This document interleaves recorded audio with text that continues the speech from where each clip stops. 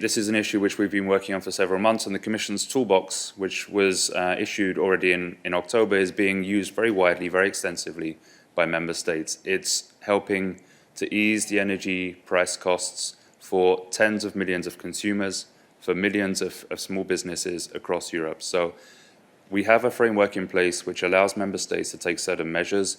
The Commission has been issuing guidance, recommendations, advice to member states on how to use those tools. So the tools are there. The Commission is very clearly helping in that sense. There's other tools, of course, in terms of the state aid framework, which perhaps Ariana will want to add on in a minute. And as the Council has asked us last week, and as the President says, we continue to look at the questions of electricity market design. This is something which doesn't change overnight, as you know. It's a large-scale issue. We continue very seriously, very urgently, and very dedicatedly to look at this issue and to see if there are possibilities for the Commission to bring at European level additional support, or to help member states bring in support at national level for the consumers and for the businesses which are facing, as we know, those high energy costs. Thank you. Ariana.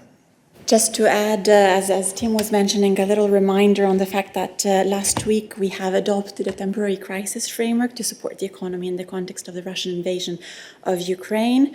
The temporary crisis framework, of course, applies to all member states equally, and it envisages a number of measures to support the economy in this context. I'm, of course, very happy to guide you all through all of them, but perhaps just to focus on the energy-related one, which is that aid can be granted to compensate for high energy prices. The member states will be able to partially compensate the companies, and in particular energy-intensive users, for the additional costs that they're facing because of the exceptional gas and electricity prices increase. I can, of course, give you all the specifics and thresholds for this, but just to say that the rules are there to grant this extra support that is needed in this moment from a state perspective.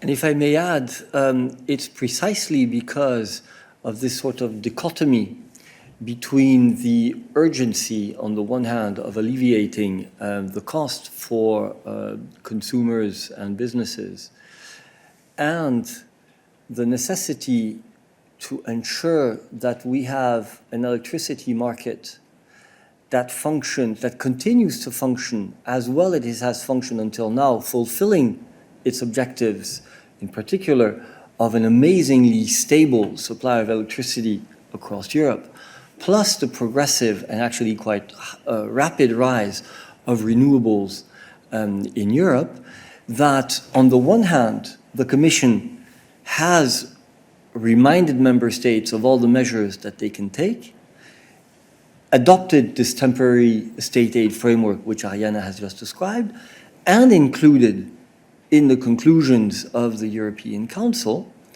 the possibility for member states to notify to the Commission specific measures which they would want to take.